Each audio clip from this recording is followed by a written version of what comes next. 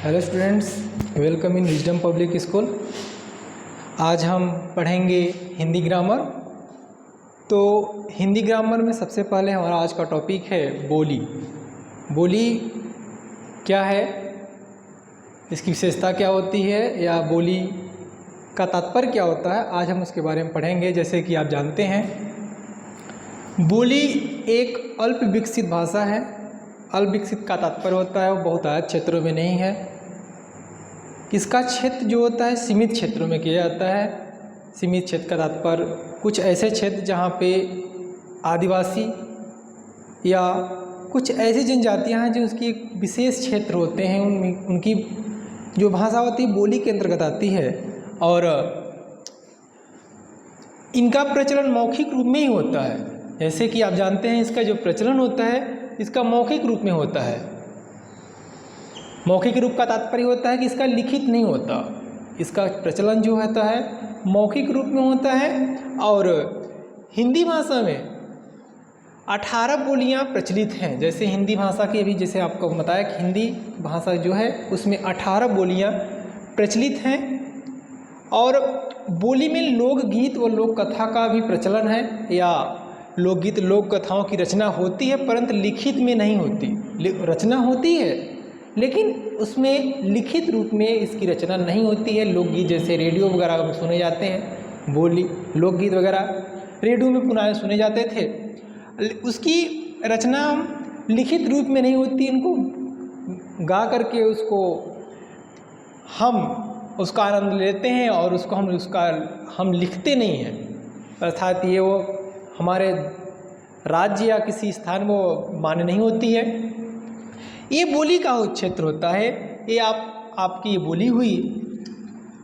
अब हम बोली के बाद हम अगली आपकी टॉपिक है अगला टॉपिक है आपका भाषा।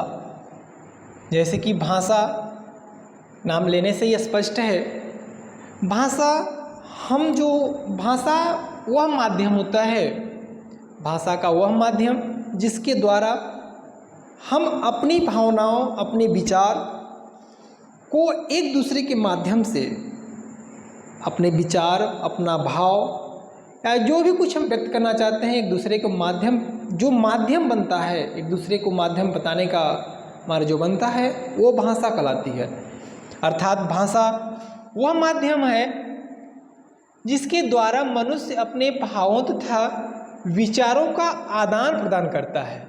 जैसे हम पहले बताए भी कि भाषा एक माध्यम है। माध्यम वो है कि हम अपने भाव विचार को आदान प्रदान, हम उनकी भाषाओं को सुन सकते हैं या हम उनकी भाषा समझते हैं और हमारी वो भाषा समझते हैं। और ये जो भाषा होती है बोली की विकसित भाषा रूप होती है। बोली भाषा की छोटी अर्थात अल्प विकसित रूप होती है, लेकिन भाषा जो है वो बोली का एक विकसित रूप होता है। अर्थात इसका एक क्षेत्र होता है, इसका विस्तृत क्षेत्र होता है। विस्तृत क्षेत्र का तात्पर्य है कि प्रत्येक राज्य की अपनी एक भाषा होती है। चाहे कोई भी राज्य हो, हमारा राज्य चाहे पड़ोसी राज्य, कोई भी एक राज्य होता है तो उसकी एक स्पेशल भाषा होती है। और भारतीय संविधान में हमें 22 भाषाओं का दर्जा प्राप्त है। भारतीय संविधान में जो भाषा है वो भाषाओं की संख्या 22 है। ऐसे तो बहुत सारी भाषाएं हैं जो संविधान में अंगीकृत नहीं की गई, यहाँ मान्यता प्राप्त नहीं है, लेकिन सिर्फ 22 भाषाओं को उन्होंने संविधान में 22 भाषाओं की मान्यता प्राप्त की गई है। और भाषाएं तो बहुत होती हैं, लेकिन संविधान की जो है वो 22 भाषाओं को ही दर्जा प्राप्त है। और वह 22 भाषाएं, उनमें से एक हिंदी भी है ना। हिंदी हो गई, पंजाबी हो गई, तेलुगु हो गया, मलयालम, कोंकणी हो गई, मैथिली हो गई, तमिल हो गया, संथाली हो गया। और आपकी जो 22 भाषाएं होती हैं ये आपके सामने हैं। जैसे हिंदी, असमिया, बंगाली, डोंगरी, बोडो, उर्दू, नेपाली, गुजराती, कन्नड़, कश्मीरी, कोंकणी, मैथिली, मलयालम, मराठी, मणिपुरी, उड़िया, पंजाबी, संस्कृत, संथाली, सिंधी, तमिल और तेलुगु। ये जो 22 भाषाएं हैं, इन्हीं भाषाओं को सिर्फ संविधान ने मान्यता प्रदान किया है। बाकी जो शेष भाषाएं हैं बोली जाती हैं, हम उसका यूज करते हैं, लेकिन उसमें संविधान ने उस भाषाओं को मान्यता प्रदान नहीं किया है। तो हमें बस इतना पता है कि हमें जो संविधान है, संविधान में सिर्फ 22 भाषाओं का ही दर्जा प्राप्त है। अदर जो भाषाएं हैं हमारे क्षेत्र में बोली जाती हैं, अर्थात और राज्यों में बोली जाती होंगी, लेकिन वो संविधान में नहीं है। अब हम इसके बारे में अब जानेंगे। आपकी बोली हो गई, अब भाषा। अब हम इसके अगले स्टेप में हम चलेंगे, लीप। लीप क्या होती है हम आपको बताते हैं।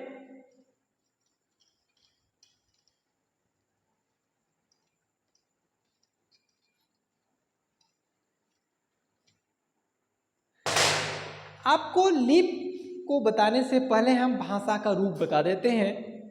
भाषा मुख्यतः 3 रूपों में होती है। भाषा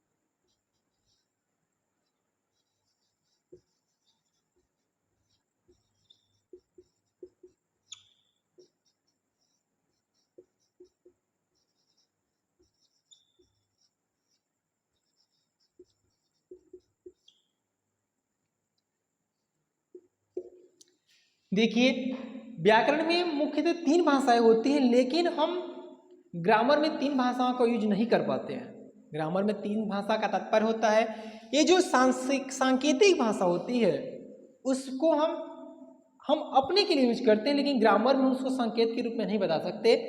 जैसे एक पहली भाषा होगी मौखिक भाषा या कथित भाषा। मौखिक भाषा को हम कथित भाषा भी कहते हैं।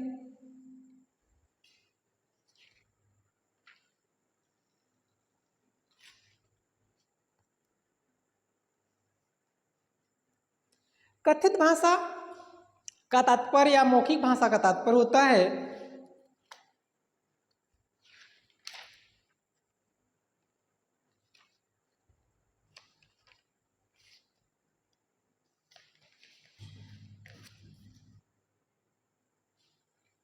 कथित भाषा, मौखिक भाषा। कथित भाषा का तात्पर्य होता है वो भाषा जो मुख के द्वारा बोलती है। जैसे कथित भाषा जो हम कहते हैं या जो हम बोलते हैं, वो हमारी भाषा होती है मौखिक। कहते हैं कि हम बोल रहे हैं, जो हम बोल रहे हैं आपके सामने, हम जो आपको सामने बोल रहे हैं वो आपकी भाषा मौखिक रूप में कहलाती है। लेकिन यदि उसी शब्द को हम यदि लिख देते हैं, उसी शब्द को यदि हम लिख देते हैं तो हम आपकी वो लिखित भाषा कहलाती है। जैसे बोली, इसको हम लिख नहीं सकते। मौखिक भाषा या कथित भाषा को हम लिख नहीं सकते, सिर्फ बोल सकते हैं। लेकिन लिखित भाषा को हम लिख सकते हैं। बोलने को तो हम सभी भाषाओं को बोल सकते हैं, लेकिन दर्शाने की बात जब आती है तो मौखिक भाषा को सिर्फ हम बोल सकते हैं, लिख नहीं सकते। और लिखित भाषा की जब स्पेशली बात आती है तो हम उसको लिखेंगे, लिख कर हमें दिखाना पड़ता है कि नहीं ये लिखित भाषा। जैसे आपके सामने ये जो है, ये सब लिखित भाषा के अंतर्गत आती है। हम बोल भी रहे हैं और लिख भी रहे हैं, और संकेतों के माध्यम से कुछ व्यक्ति भी बताना चाहते हैं या बता रहे हैं, तो उसको हम सांकेतिक भाषा कहते हैं। जैसे आप इस पे आज नोज हो गया या नाक हो गया या आँख हो गया, ये जो हम इशारा कर रहे हैं, इस पर टच करिए, इस पर टच करिए, हाथ पैर बाल को जो भी टच करना होता है, जब टच करने की बारी आती है या सामने वाले से कहते हैं तो हम संकेत के रूप में कहते हैं, बोलते नहीं हैं। यदि हम उसको बोल नहीं है, ना हम बोल रहे हैं और न ही हम लिख रहे हैं, संकेत के माध्यम से उनको कह रहे हैं, तो उसको हम हमारी भाषा सांकेतिक भाषा कहलाती है। तो ये आपके भाषा के 3 रूप हो गए। तो ध्यान देना, सांकेतिक भाषा को व्याकरण में स्थान नहीं मिलता है। सांकेतिक भाषा में जो होता है, मैं जैसे अभी भी बताया कि व्याकरण में सांकेतिक भाषा का यूज नहीं होता। हम अपनी भाषाओं में हम अपने लिए इन तीनों भाषाओं का यूज करते हैं, चाहे वो पढ़ाने के लिए क्यों न, चाहे पढ़ाने के लिए हो, चाहे घर में हो, चाहे किसी भी स्थानों पर हो, हम इन तीनों भाषाओं का यूज करते हैं। कुछ स्थानों पर हमें सिर्फ मौखिक भाषा का यूज करते हैं, कुछ स्थानों पर हमें लिखित रूप में भी काम करना पड़ता है या लिखित भाषा का यूज करना पड़ता है, और कुछ स्थानों पर होते हैं सिर्फ हमें सांकेत के माध्यम से बताना पड़ता है या कहना पड़ता है। कह नहीं सकते, सांकेत के माध्यम से हमें बताना पड़ता है। जैसे आपके हो गए भाषा के 3 रूप। अब हम आपको इनकी परिभाषा, सांकेतिक मौखिक भाषा, यदि आप लिखना चाहते या आप जानना चाहते हैं कि मौखिक भाषा किसे कहते हैं, तो वह भाषा जो मुख से बोली जाती है, वह भाषा जो मुख से बोली जाती है, इस उसको हम मौखिक भाषा कहते हैं। सांकेतिक जो मौखिक भाषा कहते हैं सिर्फ मुख से बोली जाती है और बाकी कुछ नहीं है। और लिखित भाषा की वह भाषा होती है, वो भाषा जो लिखित रूप में हो, वो भाषा जो लिख कर या पढ़ कर, चाहे लिख ले रहे हैं चाहे उसको पढ़ रहे हैं, वो लिखित भाषा होती है। हम लिख कर इसको पढ़ भी रहे हैं तो लिखित भी भाषा हो गई, और इसको हम पढ़ रहे हैं तो लिखित भाषा उसे कहते हैं जिस भाषा को लिख कर या पढ़कर या पढ़कर समझाया जाता है। जिस भाषा को लिखकर या पढ़कर समझाया जाता है उसको हम लिखित भाषा कहते हैं। जैसे आप अंग्रेजी में कुछ लिखते हैं, सांकेतिक में अंग्रेजी में तो कुछ नहीं कह सकते,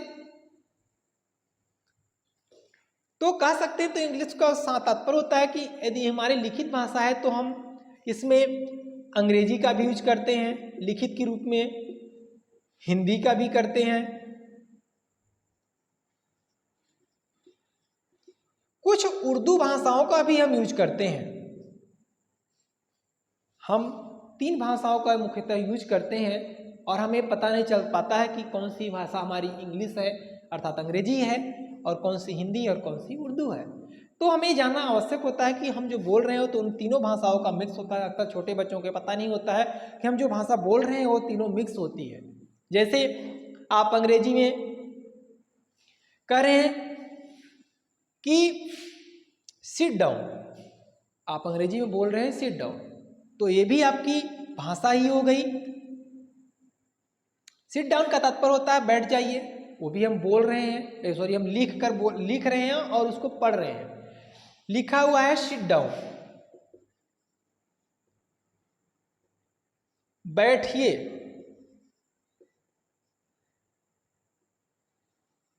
तशरीफ रखिए।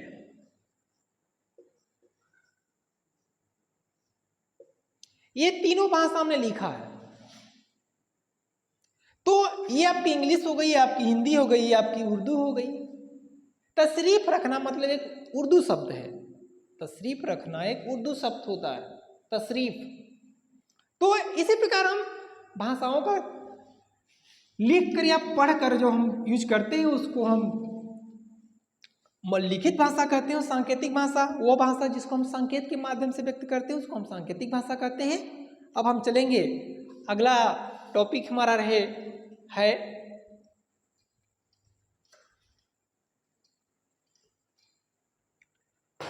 अगला टॉपिक हम पढ़ेंगे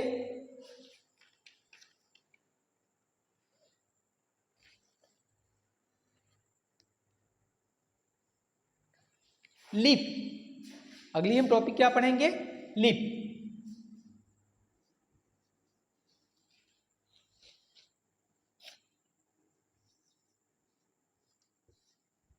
लिप क्या है? लिप कहते किसको हैं? तो लिप जो होती है लिखित भाषा में प्रत्येक ध्वनि के लिए, जो हम बोल रहे हैं हमारी ध्वनि कहलाती है। लिखित भाषा में प्रत्येक ध्वनि के लिए कोई न कोई चिन्ह होता है। लिखित भाषा में प्रत्येक ध्वनि के लिए कोई न कोई चिन्ह होता है। लिखित भाषा में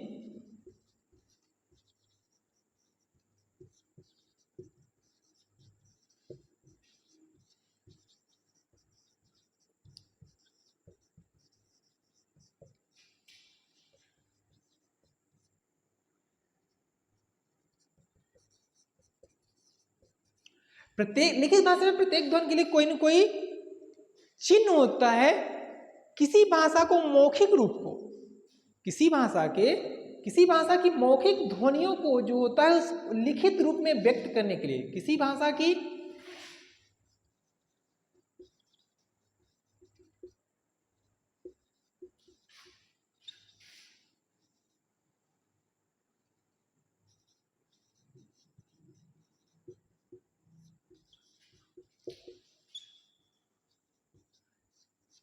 किसी भाषा की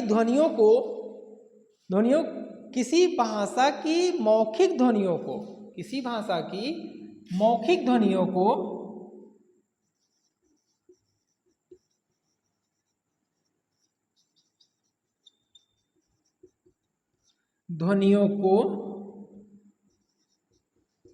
किसी भाषा की मौखिक ध्वनियों को लिखित रूप में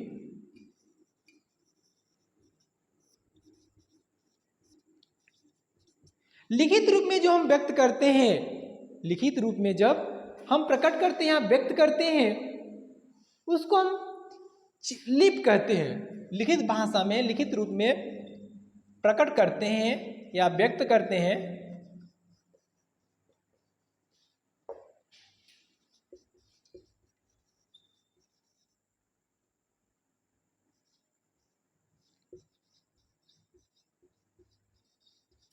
उसे हम लिप कहते हैं। तो लिप का तात्पर्य हमारी हिंदी भाषा हो गई, इसका भी इसका भी एक लिखित भाषा में होती है। हिंदी भाषा जो होती है ओरल में भी होती है। तो इसका जैसे आपका हिंदी हो गया, तो इसकी जो लिपि होगी वह देवनागरी के रूप में होगी। इसकी जो लिपि होती है उसकी क्या होती है? देवनागरी होती है।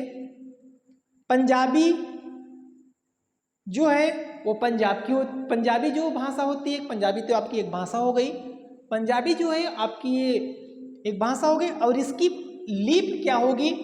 गुरुमुखी हो जाएगी। पंजाबी की यदि आपसे पूछा जाए कि पंजाबी की लिपि क्या है, तो हम पंजाबी की लिपि आपको बताएंगे। पंजाबी की जो लिपि होती है वो गुरुमुखी होती है, और हिंदी की लिपि क्या होती है? देवनागरी होती है। और देवनागरी, ध्यान दीजिएगा, देवनागरी 4-5 भाषाओं की, जो 4-5 ऐसी भाषाएं होती हैं जिनकी लिपि देवनागरी होती है। एक आपकी हिंदी हो गई देवनागरी, एक संस्कृत भी होती है, एक मराठी भी होती है, एक नेपाली होती है, और एक कोंकणी भी होती है। अर्थात हिंदी, संस्कृत, कौन कौन सी होती है?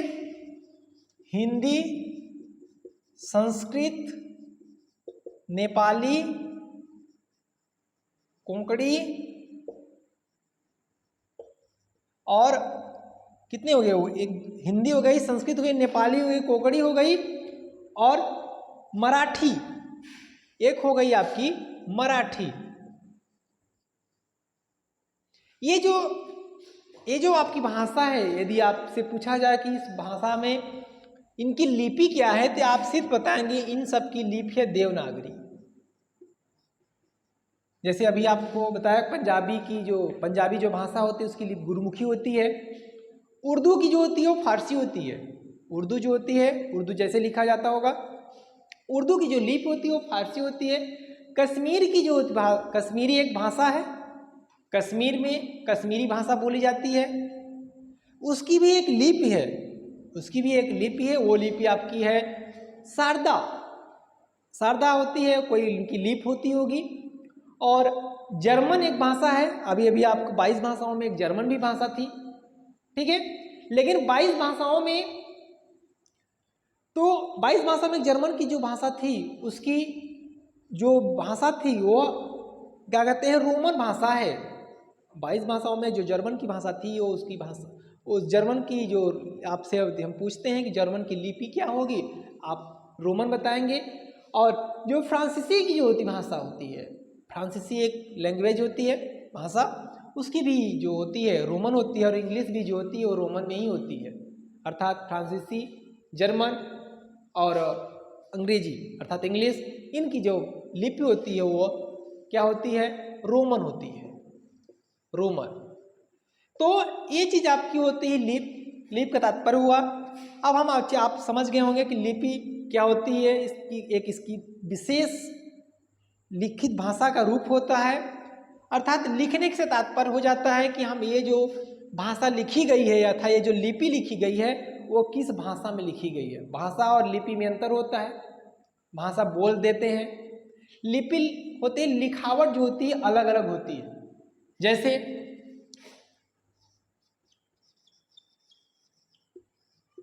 आप इंग्लिश है या आपका हिंदी हो गया, ये इंग्लिश में लिखा हुआ है या हिंदी में लिखा हुआ है। तो ये भाषाएं जो होती हैं इसकी यदि हम इंग्लिश में लिखना चाहते हैं तो इंग्लिश में उसकी लिप इंग्लिश में ही पूरा चीज़ लिखी जाएगी, इसकी स्क्रिप्ट लिप। तो इंग्लिश में लिपि, अंग्रेजी की लिपि रोमन जो होती है वो रोमन भाषाओं में लिखी जाती है, और देवनागरी की जो होती है हिंदी की जो होती है देवनागरी होती है। अब हमारा अगला चैप्टर होगा, अगला आपका टॉपिक पढ़ेंगे हम व्याकरण। आपने भी पढ़ा बोली, भाषा और लिपि। अब अगला हम टॉपिक पढ़ेंगे व्याकरण।